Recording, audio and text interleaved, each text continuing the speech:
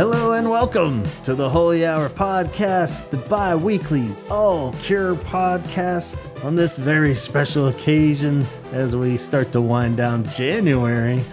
This was supposed to be our big reunion episode. I am Gavin and I'm joined by Antonio. Hello, good sir. Hello, hello. Unfortunately, Chaz could not be here tonight, but we will honor him and all his Japanese whisper love, I'm sure, on a belated birthday celebration. Japanese Whispers is always getting a little neglected. Yeah. So let's be honest, it's kind of the neglected stepchild of Cure albums, maybe. So most people wouldn't even consider it an album. It's just a compilation, they say. And, you know, technically they're right. But yeah, and it also, it doesn't even, it has a short running time, so it's like I get it, It's not a very thorough compilation either. Yeah, it's a short little guy, basically a little too long to be an EP, a little too short to be an album. And but it is very important, I think, and all early Cure fans gathering this one felt like getting another album. And, just the fact that any of these are turning 40 at this point is kind of a big deal. I guess it's like all the past anniversaries where it feels like, just as confusing and mind-blowing that any of these songs are 40 years old at this point. So the fact that it is, cool. I guess this one's a little weird because it's finally reaching to that point where it's people we've talked to that, like, they heard Let's Go to Bed and stuff when they were coming out, and that was like the introduction to the Cure, and now that's 40 years old. Yeah. So it's not that far off. I mean, it's only 5 years away from when I started to listen to them, and that kind of blows my mind. I'm like, wait, what? So it's creeping in, but I kind of, I was telling a buddy of mine that I was having dinner with earlier today that we were, going to be discussing it and recording it tonight, and he was like, I was like, yeah, it turns 40 this year. He goes, what? He was like, I was in diapers when that came out. He goes, but I remember buying it. And I'm like, yeah, but again, you bought it because one, it was a compilation that wasn't very long. So the price, even when CDs were expensive, it was still a cheaper CD that you could buy, other than, than buying the full ones, and, it being that it was a quote unquote compilation and it had two of their catchiest songs on it, like you probably looked at it and grabbed it, because it was, that one was probably $5 cheaper than picking up, a full length. So everybody that got Standing on a Beach first, and then you're like, oh, these songs are on there, and which is funny because I remember resisting buying it. I got the tape really early on. But I remember even that was a bit of a drag because I had I'd gotten the Fly extended tape of The Walk. It's basically the Walk single first. Right, yeah. So I had a good chunk of those. I had the 3 singles from Standing on the Beach. So I was just kind of like, man, I'm really only buying this like, for fucking speak my language. Yeah, exactly. So I remember not getting the CD even for way longer than I should have. It was more of a collector's thing. Yeah, you're like, but I'm going to listen to the upstairs room. Yeah, constantly. But so yeah, it's definitely a weird, we'll get into the different variations of how it came out and what it actually was trying to do. But yeah, we are late on it. And if anybody's scratching their head of like, wow, we're doing the birthday celebration now, but it did, it was a weird one where everybody had like different release dates for it too. I always had it pegged as December 16th, which is Henson's birthday actually, but 1983, of course. But then I saw when it came close to that time on like Instagram where everybody's putting out like happy birthday to Japanese Whispers, and there's like weeks earlier and weeks later. So around the world, maybe it did vary on whatever the hell date they put it out on. Yeah, whatever continent, and label it hit. Yeah. Yeah, I mean, it's crazy to think of how different it was 40 years ago, where you had to have different labels for different countries because labels didn't have full world distribution and or haven't merged yet. So you had to get record deals in different countries and freaking, and that's why there's so many different presses when it comes to vinyl. And like, it's just crazy to think. I'm like, wow, and how long it takes to get those records into people's hands while we're in this day and age where we pre-order albums and they show up on our doorstep, or we buy them on iTunes, or we just stream them. It's like, Yeah. I'm like, oh yeah, like this did probably hit different record Different. stores in a lot of different times, and not in one. It wasn't that one day, Yeah, you know. yeah. So it makes sense. That And seems prehistoric in a sense. right. And of course all that was during the, last month of during the tour and stuff. So we didn't want to cram in an anniversary episode in the middle of the Latin America tour. It just would have felt really out of place too. So I'm glad we're celebrating late, but at the same time, who knows? And more importantly, going back to what you said of like why, this one definitely reeks of those variations of like why do you compile these three singles, because all these bands from this era were doing stuff like that, like where you'd get it in the Yeah, US but it would just be the singles. And this one initially was said that it was supposed to be like a compilation of those singles for Japan and Germany, and it seems like it came out everywhere pretty much around this time. So I guess they just liked the idea of it, and they're like, oh yeah, we should put all these together. It's close enough for an album. They're the catchiest, more hit friendly songs that the Cure had at that point, so why wouldn't you try to capitalize right. on that Yeah, if you were fiction? So that makes sense. But so yeah, in the off yeah, chance, because it's almost too.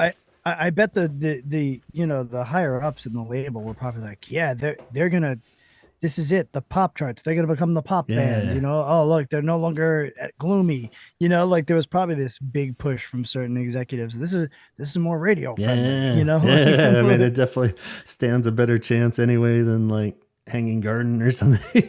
Being right. Yeah, yeah, like, holy exactly. shit, yes, let's get something out of these. And and they did have some chart success. They weren't huge pop singles by any means, but the best they had by that point. And I guess in the off chance of somebody out there listening that doesn't quite catch what this whole compilation is, it is just straight up three singles that they put out after Pornography Meltdown, basically. So you had the Let's Go to Bed single first, and then The Walk, which was an extended single. So that one had a big chunk of B-sides and stuff. So that's the bulk of this anyway.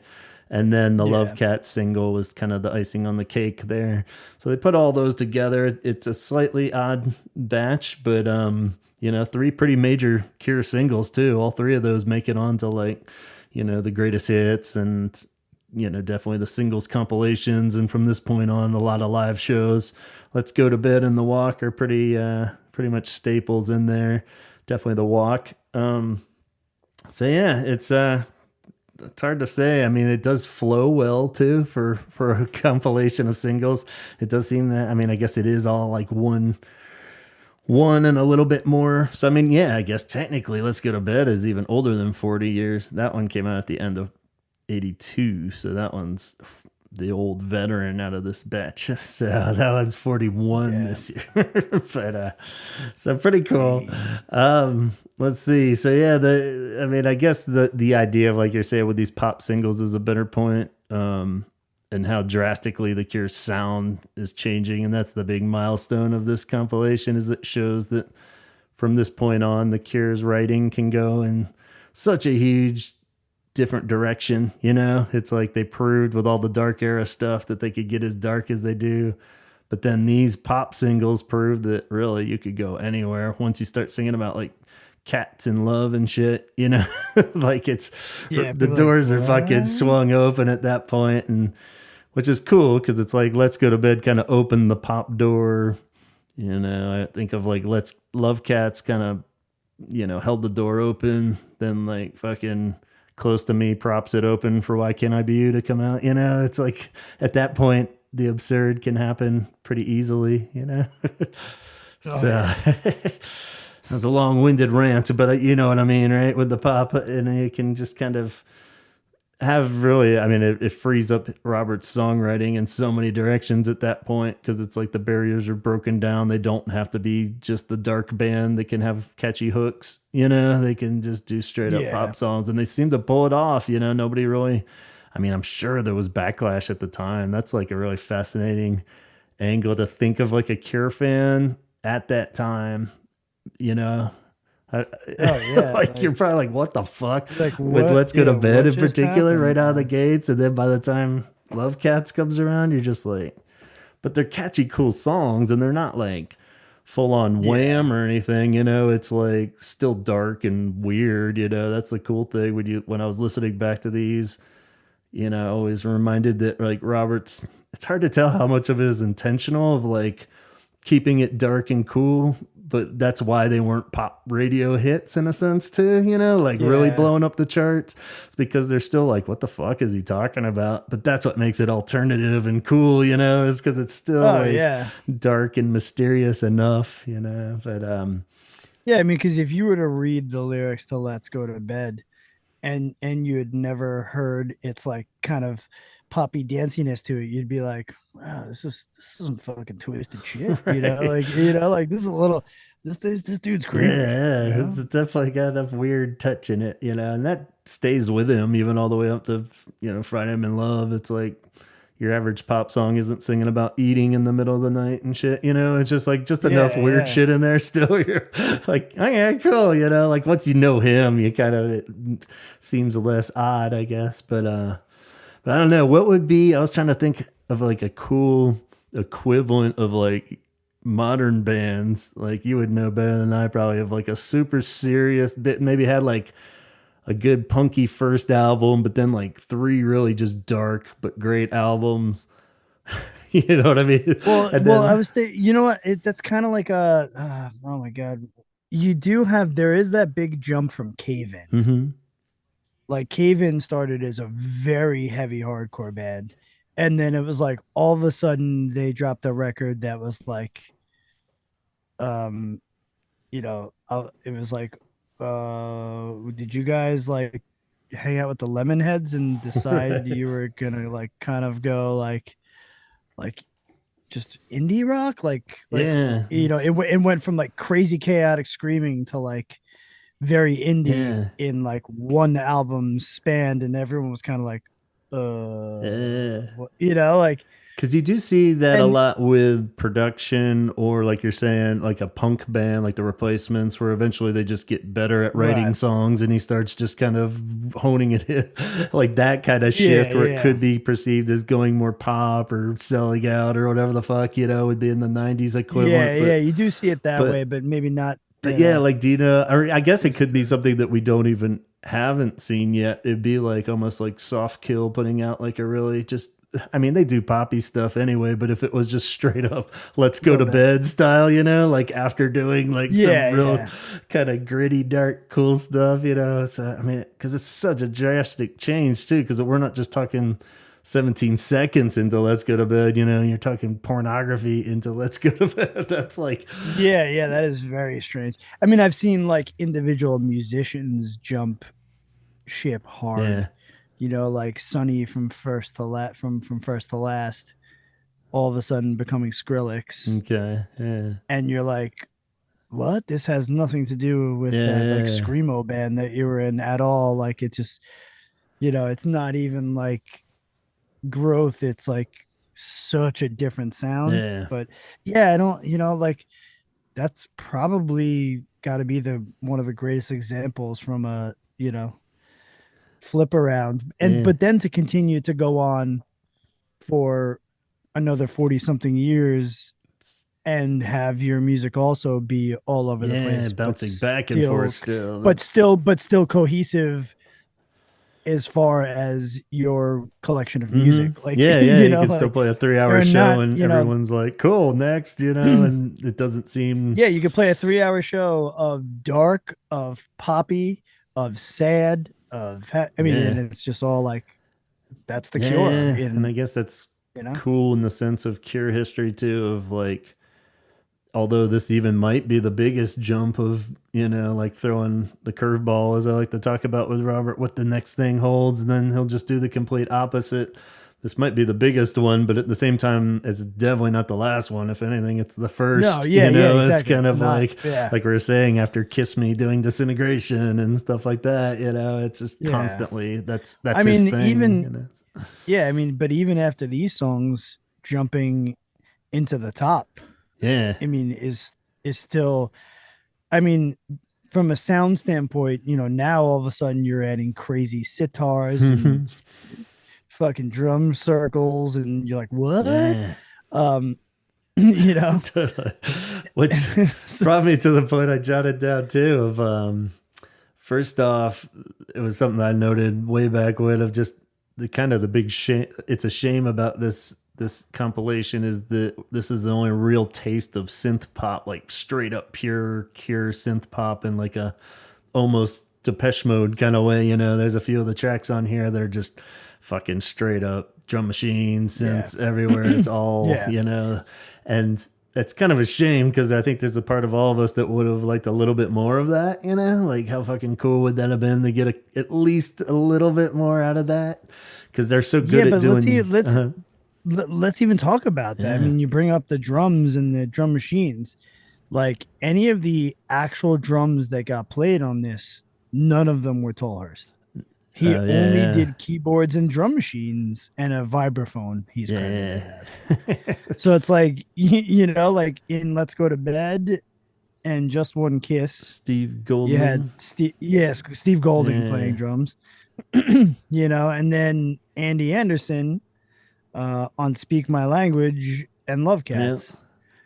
But Tolhurst is the one running around the video in Love Cats with Robert. Yeah. Well, they're all in there, You it's know, sort of, but yeah, it's just, yeah. yeah, I mean, it's just, it is a bizarre mismatch of even just, hey, I mean, let's be honest, there's no Simon, Yeah. you know, on these tracks. It's, to me, honestly, if you really think about it, I know we were talking a little bit about this Mhm. beforehand, but even from songwriting credits, Yeah. this is probably the closest thing to a Robert Smith solo album that probably just should have been Robert Smith. Yeah. I mean, yeah, we always say that about the top, but he had so many other people around that he was bouncing shit off of, probably. And even Head on the Door, even though that whole album is credited as just him, that's more of just a shift thing. But this one really is like, you could tell it was like Robert wanting to keep moving. You know, he wasn't gonna just fucking Yeah. implode and lay around after pornography meltdown there.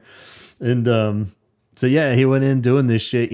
That's what you're saying, like bandmate wise, who how much you start wondering like we know we got those dudes playing on like Love Cats and Speak My Language, you know, Phil and Andy on that and but really, I mean, how much was Lowell contributing at this point? Even, you know, I mean, he might have come up with some key riffs and stuff, but I think it was more just having a buddy that you're bouncing the ideas off of.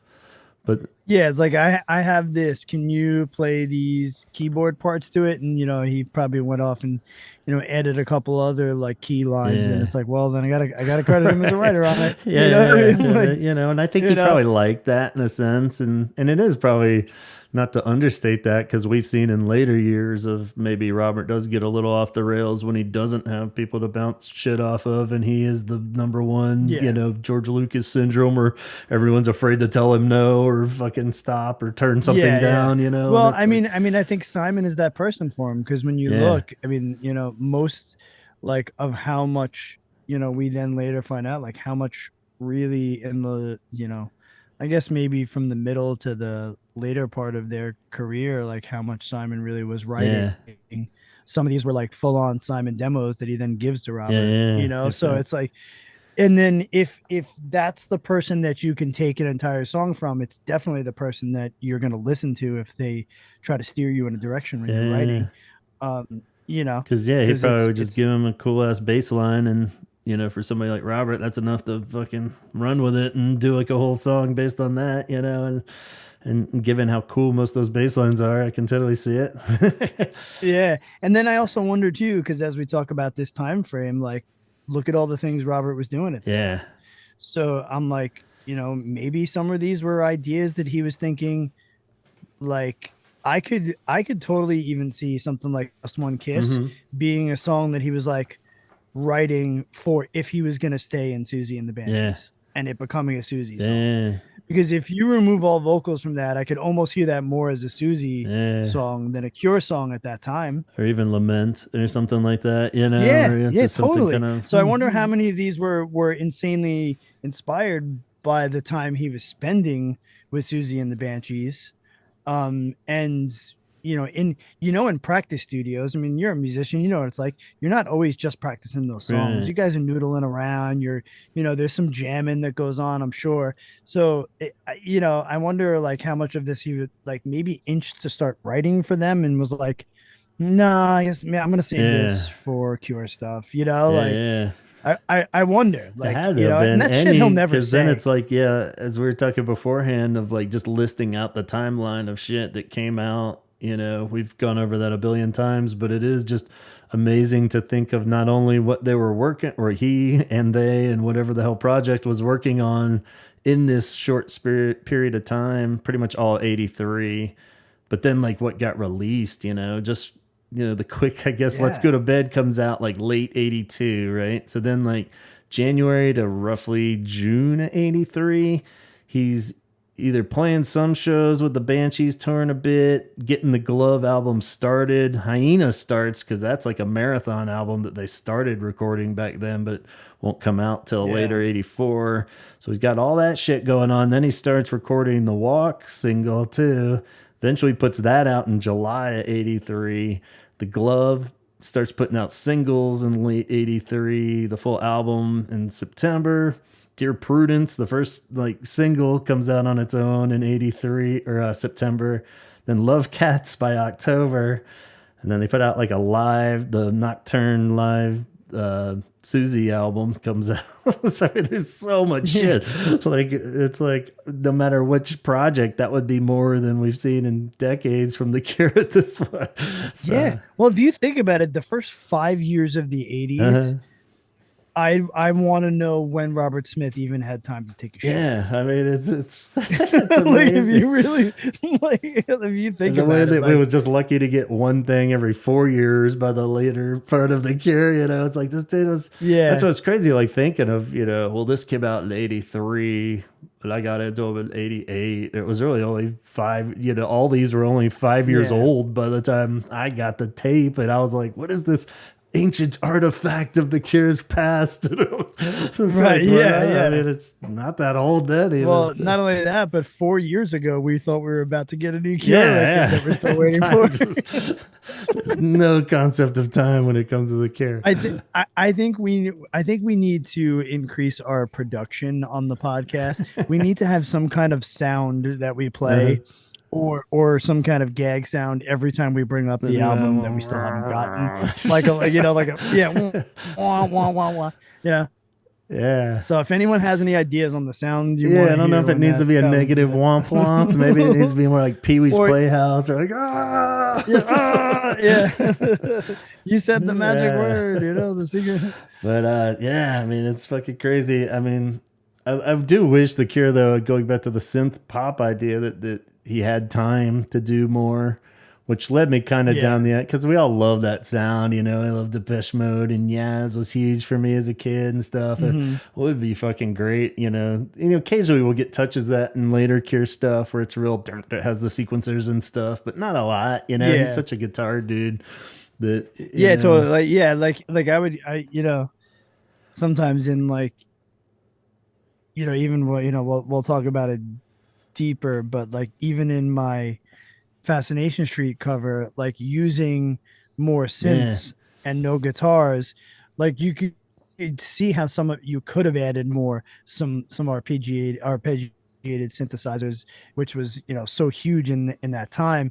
Where and I know Robert was like listening to things that had that, like yeah, yeah, he's a big psychedelic furs guy, you know what I mean? yeah, Like, and yeah, they had a lot of guitars, but you know they were doing a lot of like really cool synthy stuff, that he wasn't pulling from it. And I wonder if it was intentional, yeah. to not sound like those other Yeah, things, maybe. I think, like, yeah, and we're just, yeah, always having that next, I want to do this and I want to do that, and especially as you're yeah, saying, as it segues into the top, is almost another cool aspect of Japanese Whispers because it is such a weird bridge between like pornography and the top, you know, it's like, and like you're saying, where the top starts to get more into just really kooky ideas and more of the worldly instruments and stuff. And that's all Yeah. Susie influence, I think, you know, or because they're real big on that, you know, where it's like, let's bust Oh out the yeah. fucking sitar and the steel drums or whatever.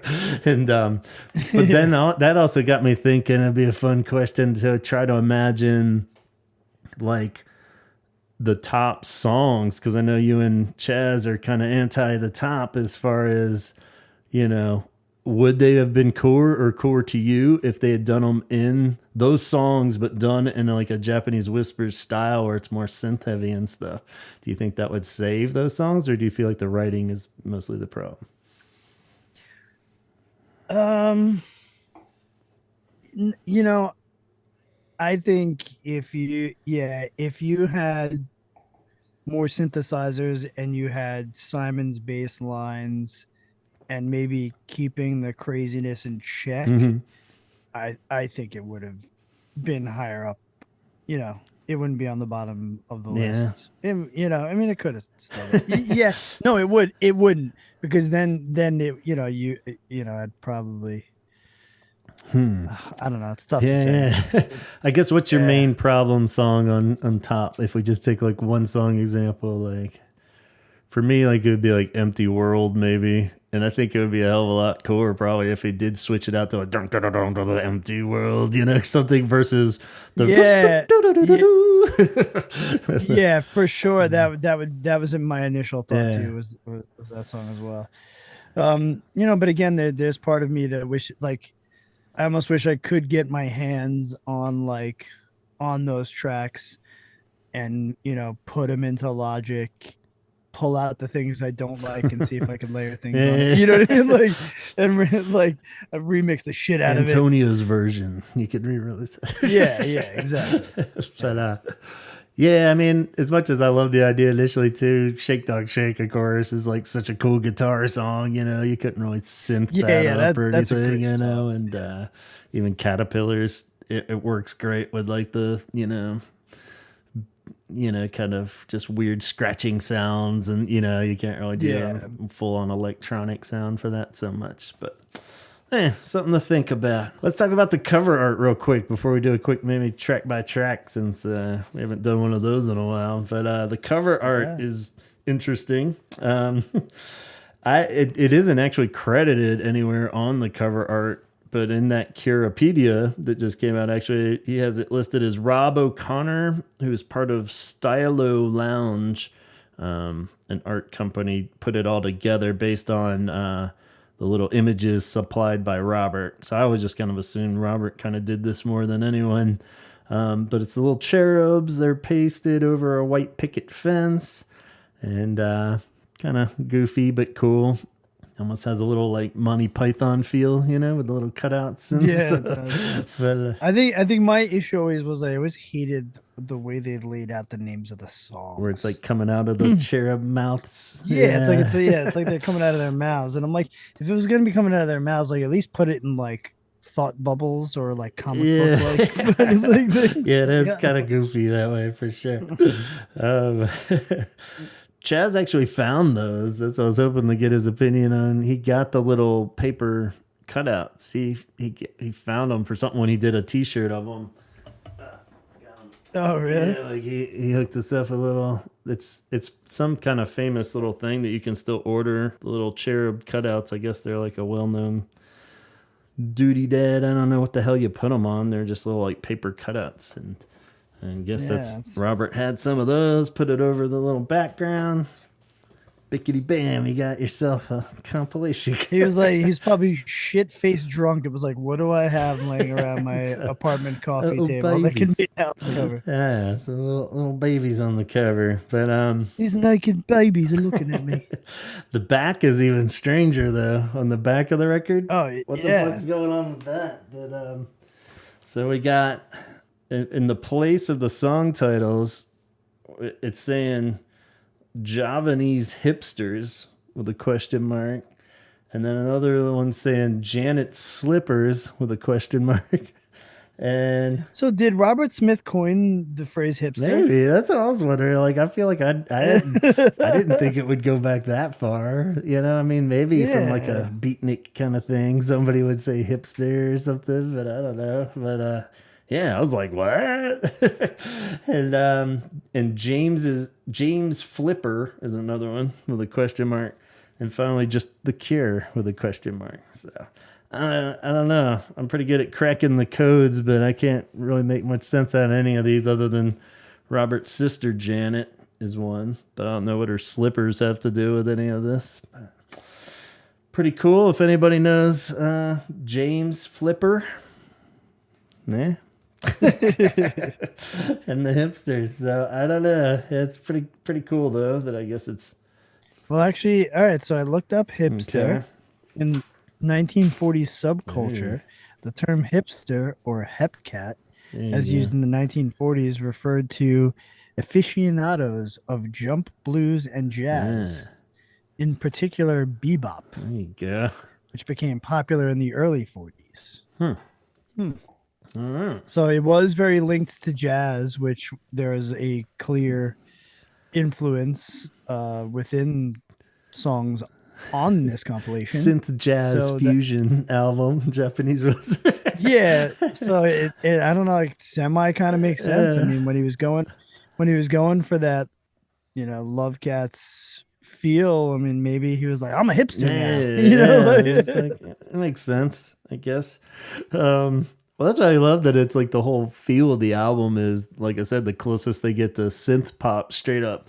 But then we have those two Love Cats and Speak My Language is like new wave jazz though. It's not synth poppy at all. yeah, But somehow, it doesn't seem totally weird. yeah. I guess it's a good time to bring up the track listing is just weird. The sequencing is weird because it's not even like Hmm. you think something like this, they would just put them in the order they came out. It would be more like a little mini like, yeah, these came out this year. But you got Yeah, yeah. what fucking Let's Go to Bed's kicking it off, which was the first one, but then Just When Kiss was the B side of that. Dream came out later, but you got Let's Go to Bed, The Dream, then Just One Kiss, Upstairs Room, The Walk, Laments, and then the last two, Speak My Language and Love Cats. So it's almost in the right order, but not really. Yeah, well, so again, it's that thing where they at the time it really had to do with flipping over the vinyl. Yeah, So you start it with Let's Go to Bed on one side, right? yeah, And the other side starts with The Walk, yeah, right? So I mean, you want to lead off both sides with killer yeah. singles. And then That makes in sense. true fashion, like Robert Smith, he always, he ends really well too. Like they're great at those bookends, Yeah, beginning song and the ending song. And you end it with Love Cats. So it's like they kind of spread out the three major singles and then put a bunch of stuff in yeah. between. Like, Right. Makes total sense. Yeah, but I guess the part I didn't get is why wouldn't you just put Just One Kiss right after Let's Go to Bed because that was its B side. But I guess that maybe they're thinking The Dream was catchier as like a pop single kind of thing. So put that yeah, so put a little next. more up front. Yeah, that Yeah. makes sense. But very odd. But I guess, and I did a little holy half hour on this. I'll never get over the fact that Mr. Pink Eyes was mysteriously left off.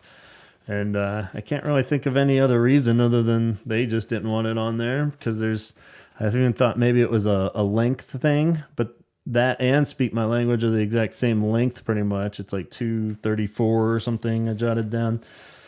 And just given all the formats at that time, you could have easily put one more 2-minute song there. But for some reason, why would you leave off just the one? Because then it would have been the complete singles of all of it. But Mr. Pink Yeah. I Eyes isn't mean, on there. unless, well, then again, I go to the stuff with the writing credits, Yeah.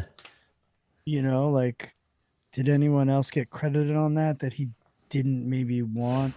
Maybe. I don't think so. I mean, it was the same. It Well, would have been like, the yeah, but Andy and Phil was crew. Simon, yeah, Nah, because he said they like, pretty much wrote that in the studio. Right, yeah. And I could see it just being, both of those are kind of throwaway songs, that and Speak My Language, but I just feel like that's like clearly so much better than Speak My Language. If you're going to choose one or the other, that would be the one, I think. But I don't know. Maybe they just thought it was a little too aggressive too for like this single that's kind of dreamy with this compilation, like the flow of it. We're having like kind of the jazzy one going into Love Cats made more sense if you had this kind of like near the end. It's kind of, I don't know, it might just be like a weird flow thing where he was just like, it just seems a little weird at the end, right before like people would turn it off if he's like, give me a log, Mr. Pink, before it gets to Love Cats even. People would just be like, all right, cool, I'm done. So I don't know, but very odd. I love Mr. Pink. I think that should have been on there. Yeah, I mean, does it then also push it past the, does it then, make it an LP? Now you're talking 9 songs. Yeah, now you're talking just at 40-minute. I mean, just looking at it, there's clearly room, and oh, for sure. They could have put it on any of those. Yeah, so I don't know, but yeah, maybe there's just some kind of because it's at 28 minutes, 29 minutes. It could have been, maybe it been just straight up something like, hey, listen, man, like I get it. As a songwriter, there's songs I've written and I've gone back years later. I'm like, I don't like this. Yeah. Maybe it's stupid. Or I'm just, maybe it's just like, I'm not feeling this one. Let's leave it off. Yeah, it probably is it. As much as we want to overanalyze it, that's probably it. You want to do a little track by track? We could kind of just buff through them. Let's Go to Bed. We already did an episode on that, but we all kind of know it. But 602 times played live too. I jotted down how many times because there's a lot of neglected live love on these songs. But Let's Go to Bed definitely is getting lots of live plays at 602 currently. There's the whole debate of the history of it. Was it written as a challenge from Chris Perry? Was it Robert trying to implode the band? I think there's been a lot of, him just kind of fucking around with journalists on that too. Because if he really hated it and thought it was that throwaway, he probably wouldn't still be playing it live if it was like something he thought was that stupid and throwaway, So yeah. So I wish somebody would put together a YouTube reel of like Robert Smith like saying dumb things to like media. Yeah. Just a full compilation of like his weird looks to them, his saying dumb shit. Or, I think a lot of them are in print more, where that's what he really cuts loose and like would bash things. But even like the Rock and Roll Hall of Fame one, she was like, "Aren't you excited?" He goes, "Clearly not as much as you are." There is a good like funniest moments of Robert YouTube montage. It's pretty good, worth watching.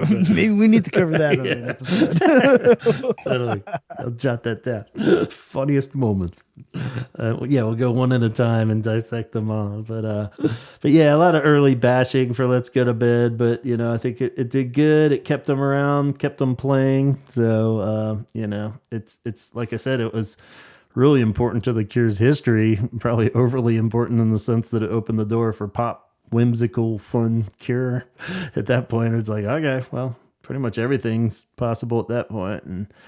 And I think a lot of the pop ones are great because they proved that they could go super dark with those early albums, right? And it makes those seem more sincere, even when you do have fun, whimsical Cure songs like "Let's Go to Bed." You know what I mean? Especially live. Yeah, because it's not like it's not like a situation where it's like, this is my entire existence. Yeah, exactly. Now that's an emotion you choose to tap in when you're writing certain songs, therefore making them a little bit more carry more weight and a little more genuine.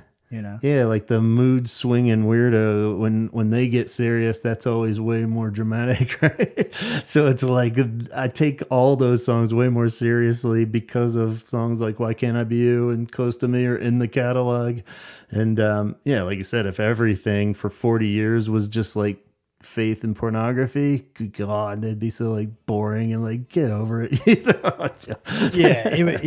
would have gotten played out a lot faster. Like how do you feel about The Dream? It's a good, probably the most synth heavy maybe one on this, but it's just all. Yeah. He said he used the same synth as the walk just to keep with the flow of it going. The producers are worth noting too. Steve Nye did the whole walk extended single. And he produced Japan, that band Japan. Are you familiar with much of their stuff? Yeah. Mm-hmm. So I tried to listen to more of them. I've always kind of dabbled, but never really got into them. But you could definitely hear this kind of sound in them. You know, it's just kind of that early 80s. Like I said, it is like the closest they get to like an OMD or Yaz kind of sound, you know, where it is just everything's a fucking synth. The bass is kind of, you know, so, but it's cool. Yeah. And it's got like the, you know, the claps, Yeah. you know, and like not a full on straight drum beat per se. Yeah, I love it though. I mean, it's like definitely catchy, cool, fun, it's weird, you know, where it's like we're saying, it's still weird, too weird to be like a radio hit, but poppy fun for The Cure for sure, especially at this point. I mean, it definitely is like a, you know, to the definition of a B-side. Mm-hmm. You know, it's something you wouldn't lead a record with. It's something you wouldn't have as a single, but it's, you know, yeah, I like it. Then we got Just One Kiss, which was the B-side to Let's Go to Bed.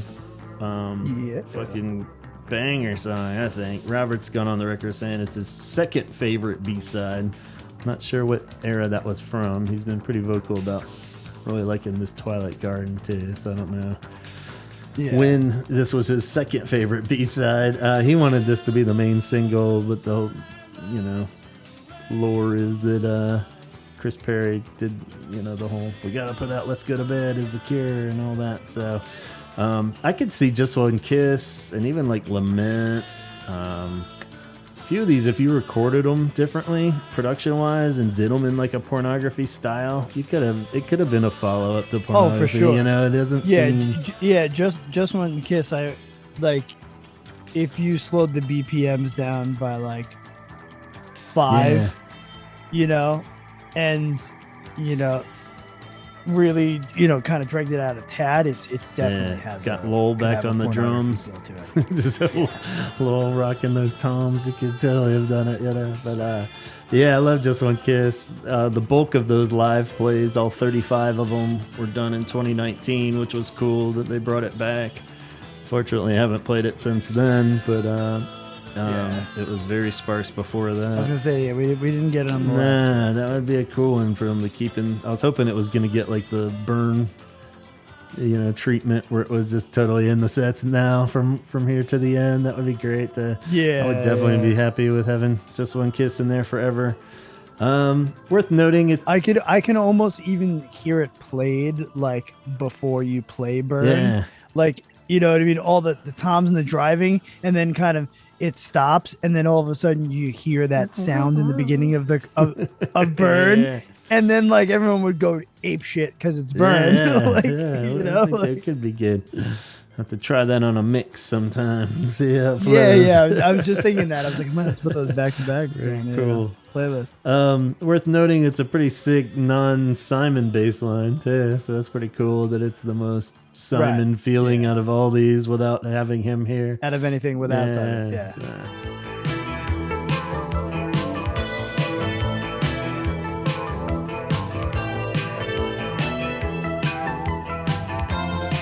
Then we got the Upstairs Room, which again, another fun, pure synth joy one. Yeah, totally. This almost sounds like something that a current synth pop band would like. You know? Yeah. It's weird that it's never been played live, along with The Dream. Both of those never been played live or reworked or anything. For being a very cool synth song, it has a really cool guitar part, very 80s guitar. I love the melody on this song.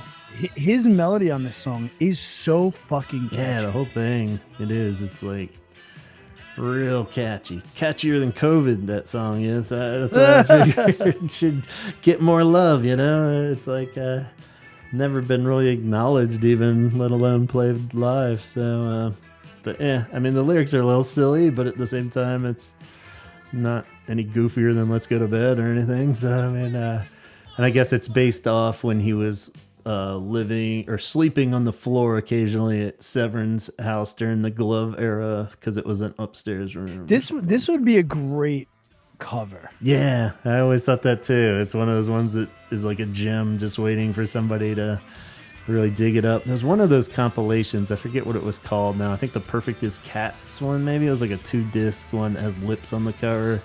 Somebody covered it and did a really good job. Veil Vanish, I want to say. Some band. I bought like their CD just because I liked the cover so much. Yeah.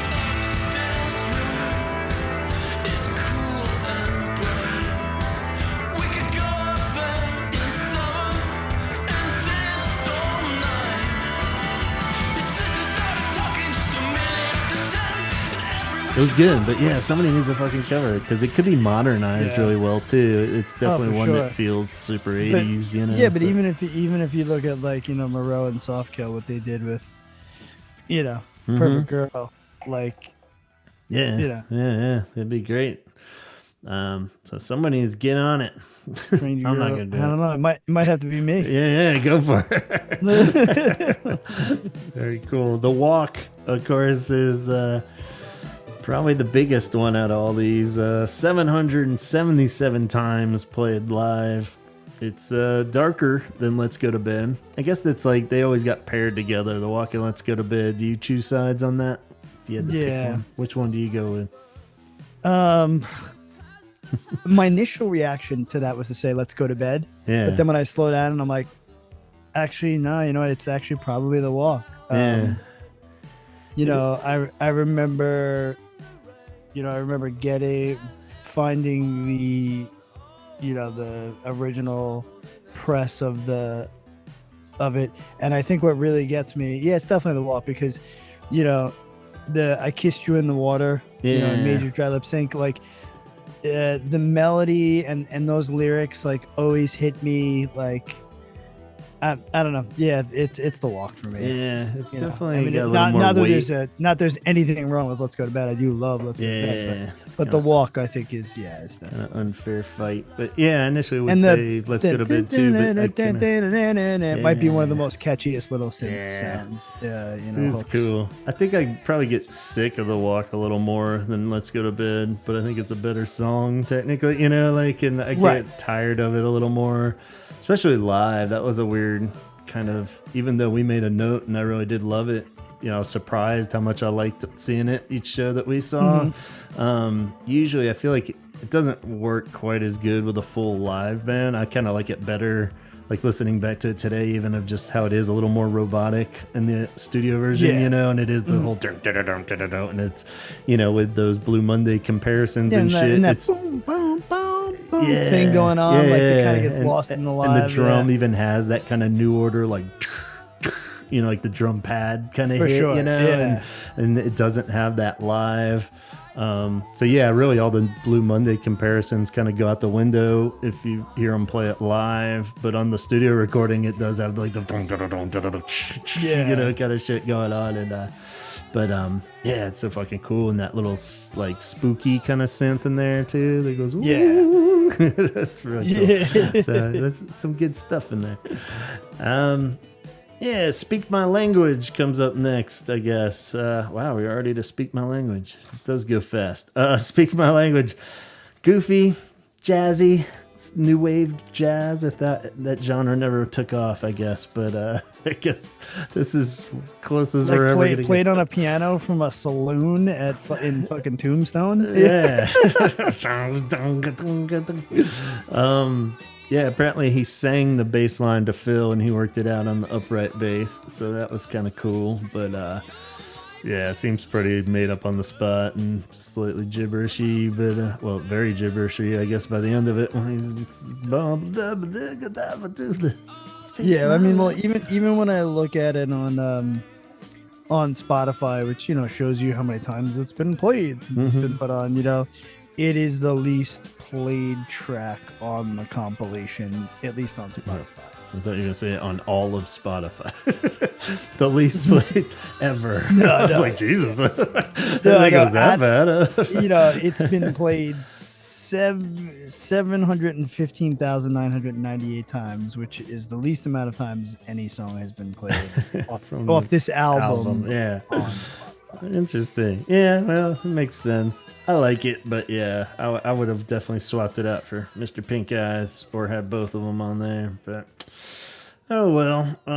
Let's see. No other little fun facts for that one. Lament is the next one.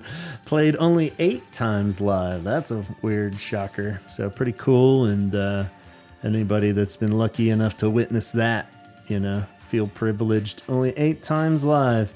And this was re-recorded because it came out even, I want to say it was before Let's Go to Bed, even after the Pornography Meltdown for the Flexi Pop single. They asked him to play it. And that's the version that's also on Join the Dots, where it's all like super jumbly, mumbly lyrics that don't make any sense. Mm-hmm. And it has like it was like him and Severn, I think, were the only two that even played on it. And it's like got this recorder that's like crazy out of tune. It's like, yeah, it's fucking like the song is there, so you can tell it's cool, but it's just like, oh god, even to my ears, I'm just like, I don't know, man. So I'm so glad that they re-recorded it for this. Sounds way better. This version, and like I said, could have totally matched as a good follow-up to Pornography, like Pure Dark era, if they wanted to keep going in that direction. Super weird, cool, dark lyrics, but somehow still fits on this synth pop compilation. So yeah, and it's got cool drums, it's got some cool sounding synths in it, he's got some good melodies in it. Yeah, but it still seems like it's missing something. It's missing stuff. It seems unfinished or it's like not, it wasn't done. Yeah, it's not quite dreamy enough to be like later Cure, emotional, hard hitting, and it's not like dark enough to be like Faith, so it's kind of just is in the middle there. But yeah, cool song. I definitely would like to hear it live with the whole crew. They could have looked that up. No, for sure. Yeah. And weird now looking at it, you would think Speak My Language would lead into Love Cats, but they kind of bookended Lament with it. So, but yeah, Love Cats is a better finale, like you're saying. Space out the 3 singles, because that was the main focus of all of this anyway, is to get those 3 singles. So weird though, you never think of Love Cats as being a finale song, but pretty rad and cool way to finish it up. 138 times live, which is still surprisingly low, really. Somehow all those tunes, even with this flow, I don't know how. I guess I haven't touched on that. The flow of this compilation, I'm kind of mesmerized by that. Do you think it flows good, even though they're adding this weird jazzy shit at the end and cats and it let's put it this way. It probably has the least it's the least flowy Cure things. It might be the least flowy of Cure things, because at least, again, in going to the top, at least those things, the strange things flowed into each other. Yeah, they weren't as chopped up. But it has the compilation safety net, at least, so I guess that's when it can fall back on that. It's a compilation. It's just 3 random singles. The fact that it flows at all, I think it does surprisingly well. As far, especially until like Speak My Language and Love Cats. If you took those 2 out, the whole thing totally flows. But then it gets a little fucking weird by this point. But at that point, you're either on board or you're not anyway. So you know what I mean? Exactly. It's kind of like, sure, Cats, why not? And at the end of the day, this compilation, at least now for who's putting it on and listening to it, it's for the fans, for sure. It's not something that a standard listener is going to dive into. Yeah. And it's a good one it's like a mini Join the Dots, where, because it's so B-side heavy, it's a good one if you just have butchered everything so much. You might not have listened to Speak My Language or The Dream or Upstairs Room quite as much. So it's a good one to throw on when you're kind of sick of all the albums, through and through. And you're just like, I'm not feeling that one. I'm not feeling this one, That's why Join the Dots is always my go-to when I'm just indecisive Cure, but I want to listen to the For Cure, sure. So it's like, I just go on and and, hit play and yeah. take the ride.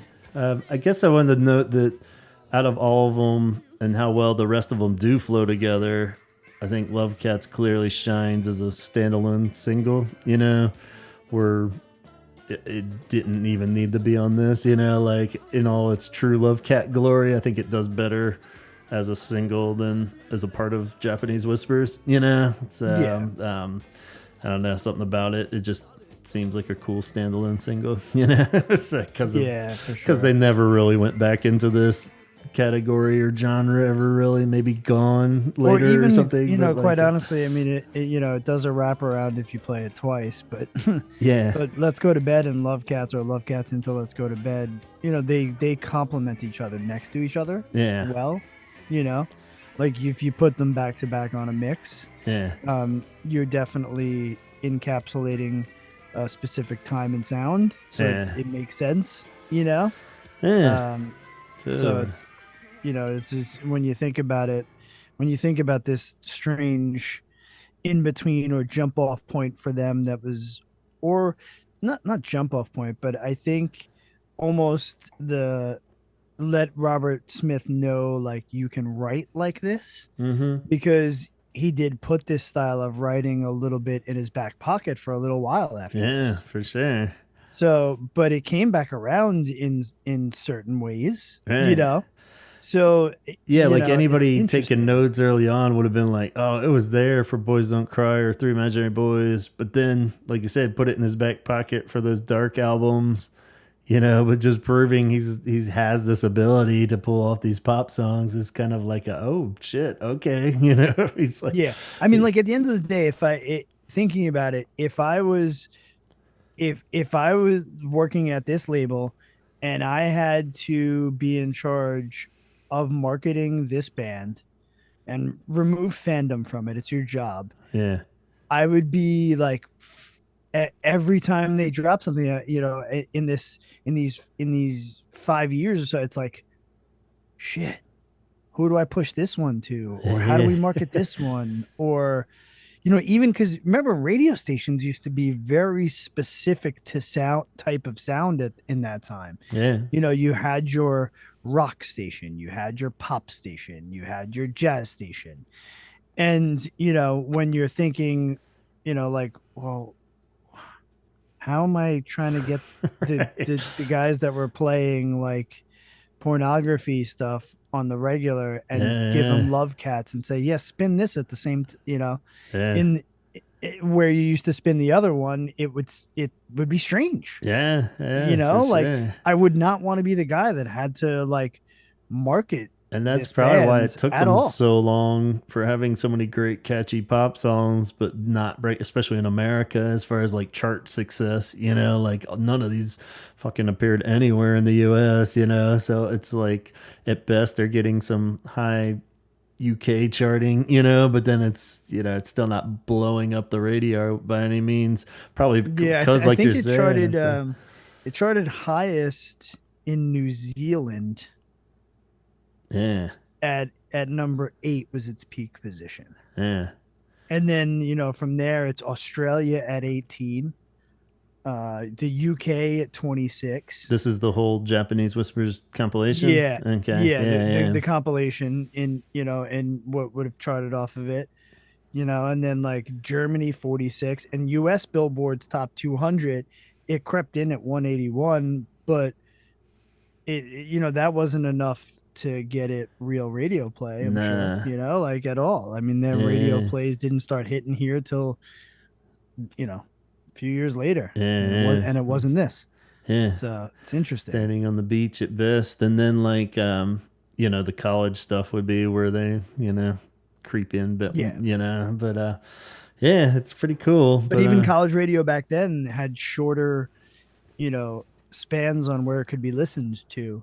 Yeah, true. compared to today. Off You know what I campus. mean? Yeah, Like you yeah. literally had to be within like a 4 mile radius of that antenna. Right. That's, Like that's how my university radio station was, and that was like in fucking 2000, So yeah, it's, yeah. Like it's you like get to everyone, 7-Eleven and the yeah, radio cuts out. You're like, what that the was it. You could only better listen get to, my Slurpee quick. I want to drive down the road so I could finish yeah, hearing this REM song. everyone You know? stranded in their dorm room was the only people that could listen to. Yeah. So yeah, I guess going back to the idea of, I guess producer notes real quick. Chris Perry produced, "Let's Go to Bed" and "Just One Kiss," which is interesting because he only reproduced the first album and then wouldn't touch anything after and wouldn't touch anything after this either. But it was pretty Yeah. cool that it never comes up, for like the big, battle or whatever disagreements they always kind of note with Three Imaginary Boys of him being the producer. It doesn't really come up that I'm sure he had engineers and Robert doing all the real work, but he was the ideas man in the producer chair. So pretty cool. And Steve Nye, did the walk, and Phil Thornalley, of course, also produced the Love Cats single. So pretty cool. And then again, touching on the liveness of how the Dream, Upstairs Room, Speak My Language, and of course Mr. Pink Eyes, even though that wasn't on there, have never been played live. So those you can keep track of for the next tour if they bust one out, and that's why everyone's going ape shit. So They bust uh, out a mega deep cut. yeah, Just One Kiss and Lament have been played, but very sparse. And of course, the singles have gotten a pretty good chunk of love throughout the years. So yeah, 40 years on, as we start to wind down, like we said, I feel like at one point I went on the record of saying this was the most dated batch of Cure songs. If you listen to them, it definitely sounds dated. Not that that's a negative thing necessarily, but it definitely Yeah. sounds of the 80s. But now that even starts to fade a bit more, I think, because so many bands want this sound and it's a cool sound that it's kind of like, I don't know. It doesn't even really feel. It's not a bad dated by any means. It's just like that's that tone and sound that people want. But yeah, it. I don't know. I guess it is probably the most dated one still sounding. There's certain songs from different albums that sound like, ooh, that's definitely 1985 or something, But as far as the Yeah. whole batch of songs, this feels pretty authentically 1983 when you listen to it. But it's cool. Like I said, now the lines are so blurred because everybody kind of wants that sound, So it's Yeah. But when yeah, so uh, let's look at 83 from this, the people that are listening to this music and what compared to it from a recording standpoint. You're yeah, talking U2 War, right on. Let's Dance with Bowie probably is the biggest single in Right on. 83 from the kind of genre. You got, New Order, What were the big pop hits? Do you have like Power just the Corruption, top songs of like what were they? Every I Breath You mean, Take by the Police. okay, You're talking Michael Jackson, Billie Jean. Oh, Hall and Oates, Man Eater. eh, Eurythmics, Sweet Dreams. I mean, all of these like killer recording. yeah. Do you really want to hurt me? Culture Club. Oh, That Hungry Like a Wolf, Duran Duran. okay, You know, yeah. I mean, a lot of these aren't as full yeah, on as I thought, but yeah. No, they're not. But just still, just from like what the people who would buy this album are also listening to, yeah, for and sure. and how it sounded from a production and recording standpoint. Yeah, It's, I mean, well, but I mean, it's unfair to say because at the time, David Bowie was already a gigantic right. artist, like Yeah, there's a lot of things like that. But like, Culture Club, again, Do You Really Want to Hurt Me? You Really Make Sweet yeah. Dreams. I mean, it's definitely a weird era. I feel like Oh, everything this around the the Safety Dance came out. okay, yeah, That could be along here with some of the weird tracks, yeah, We definitely, can dance if we want to. totally. Yeah, and and they all have that weird kind of Cold War touch to it. There's something kind of Yeah. cryptic and weird about all of it. Or there's like a weird kind of dark undertones even to the poppiest songs. So Yeah, I mean the Clash, Rock the Casbah. I mean, yeah, that's cool. very much a dark undertone, but huge fucking hit, obviously. But yeah, very cool. I think just as far as its celebration of 40 years, it's cool, and in the fact that it at least compiled for better or worse all the singles they did do and kind of wrap up 83, because they're gonna hit the ground running, and still just it kept the band rolling. I think that's the important thing for Japanese Whispers to get credit for, that and the top, really, after post pornography meltdown. Those are the two that kept the fucking bridge up, and kept him moving. You went from a major meltdown in the studio that could have broken up the band to some genre changing sounding songs in Japanese Whisper, followed by the top, which is bizarre as bizarre, Yeah. and they still came out on the other end fucking bigger and better. Yeah. Because there were so many possible outs or whatever. He could have just stopped altogether. He could have joined Susie and the Banshees permanently. He could have, if the glove had taken off somehow, he could have just done that. He could have gone solo, which he kind of did, but didn't officially. It's like during all that, the fact that he never just was like, fuck it, fuck the Cure, I'm just gonna be, or form a different name, even, or something like that. So I mean, it's pretty amazing that this and the top are such glue, even as drastically different as this is to the top. Both of them are the glue that keep the Cure's life support going, basically. So yeah, pretty cool. We got to give credit where credit is due. Yeah, however it works, you gotta just get there. But so yeah, happy birthday, Japanese Whispers, you weird little compilation. all your glory, still looking good after all these years, sounding good. And someday some of you guys will get out on that stage and we'll hear some of these songs.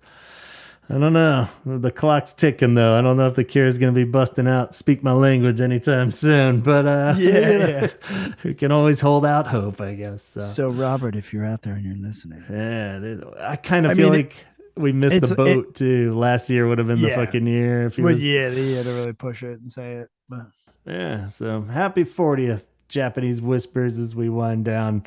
And this won't be the only 40th anniversary, since we're bringing this one late into this year.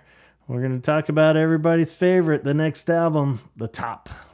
And I jotted it down. I don't think it's until May or something, so you got a few months, Antonio. You can come up with a good sick day or something. You can miss that one. Like, I'm going on a trip that weekend. I can't make it. Like, listen, Robert Smith called me up. I'm going to his house to help with the new record. I can't. Yeah, I can't be talking about the fucking Top right now. But yeah, we'll do it justice. We'll try to get some new perspectives on it, hopefully, and see where we come out. But for now, let's just soak up the glory of Japanese Whispers, and hope you guys out there go throw it on after this and give it a listen. And throw it on, pop a bottle of wine, and dance around your living room. Exactly. See if any new thoughts come to you, and you can chime in and let us know. So thank you so much, Antonio. We'll leave it there, and appreciate you joining me on this special birthday. Absolutely. Glad you kept your tux. You look good. Yeah. Always looking good. All right. Yeah. Well, you guys take it easy out there. Thanks for listening. And on that note, we'll say talk hard. Yeah.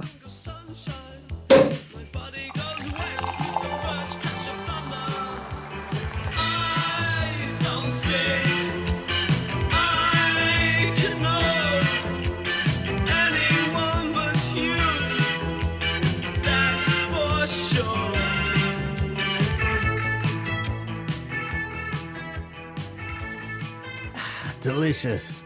All right, again, a very special thank you to Antonio for joining me in celebrating 40 years of Japanese Whispers, and a very special thank you to you guys for listening. Always a pleasure. Let's go ahead and wrap this thing up with a shout out to our Patreon crew. If you think you might want to get in on the Patreon action, go to patreon.com/The Holy Hour Podcast. See what we got over there for you. And you could be in company with wonderful people such as Donna, Craig, Jeff Hilton, Jeff Cortland Jones, Sue, Ben, John, Alan, Allison, Dion, Namicio, Matt, Danny, Coulter, Matt Ford, Tom Johnson, Tom Burns, Letty, John Roberts, Francisco, Jason, Craig Bellinger, Amber, Nicholas, Arno, and our newest member, Chad. Welcome to the Patreon, Chad. Your mix CD and stickers and a little something extra is on the way for you. So check your mailbox soon. Hope you enjoy it, and welcome to the Patreon. And of course, Tanya is part of our Patreon crew, and on behalf of her, I'd like to let you know about 988lifeline.org, a suicide and crisis hotline that has over 200 crisis call centers located all over the country, available 24/7, offering free and confidential support for people in distress, and have numerous crisis resources. It continues to be a tough time out there, but 988lifeline.org is there for you. So call or chat online, and if anyone you know or is in need of help, please reach out. If you are looking for the best Star Wars podcast out there, well, I have found it, and it just happens to be co-hosted by a diehard Cure fan, so you know it's going to be that much cooler than every other Star Wars podcast out there. So join Sarlacc Digest and our buddy Scott Kruger and his gang of ragtag rebels as they go live every Wednesday evening, 8 p.m. Pacific time on YouTube and Facebook. Or you can catch the replays audio-wise everywhere you listen to podcasts. They deliver the finest in theory crafting and line talk, and are the perfect outlet for your nerdy Star Wars obsessions. So check them out. Tim is part of New Waterloo, a company that owns and operates 5 lovely hotels all across the U.S. Enjoy a relaxing stay at the South Congress Hotel in Austin, Texas, the Waymore's Guest House in Nashville, Tennessee, the Revival in Baltimore, Maryland, El Capitan in Merced, California, and coming later this year, the Albert in Fredericksburg, Texas. Dana is the motion designer and animator that is just what your business or project needs. Check out her work at graphics.tv. That's graphics with an X.tv. And you will be floored and further convinced that she can hook up your project and make it look spick and span, shiny and new. So check it out, graphics.tv. Kate over at CureThreads.com has a seemingly endless variety of amazing Cure-inspired artwork, so go treat yourself to all the gifts that your family failed to get you for Christmas. And when you're done with that, check out her other project, Cure Arts Collab, on Instagram. They've just wrapped up taking entries, but you can still see all the contributions soon for the Jason Cooper birthday tribute. Followers have been submitting portraits all month, and it's bound to be some amazing art posted over there very soon, so go check it out and don't miss out. Give Jason some love on his birthday, January 31st. If you are up in Calgary, Canada, and looking for a place to go hang out, grab a drink, see amazing shows, well then follow Lisa's advice and head on over to Dickens. Dickens is the coolest venue in Calgary, hands down, so go to dickensyyc.com to see the full schedule of upcoming events. And of course, Club Nevermore down south in Little Rock, Arkansas is another great spot for catching a great goth show or event. Jessica wouldn't steer you wrong, so go on over to clubnevermore.com for a full list of their upcoming events as well. And of course, Chaz, our buddy and co-host of the show, has his other podcast, the Excommunication Station, and they are always hustling and bustling over there to get amazing content out to you guys every week. He, Donovan, and Chrissy take you on a journey through what growing up in the church was really like.